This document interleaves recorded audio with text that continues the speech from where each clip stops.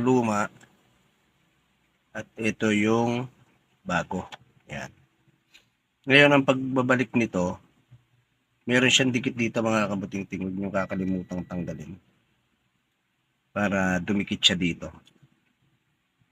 Tanggalin natin yung dikit. Yan. Tsaka dito. Yan. Ngayon, una nyong gagawin dito muna. Pag ganyan. Para hindi siya... Yan.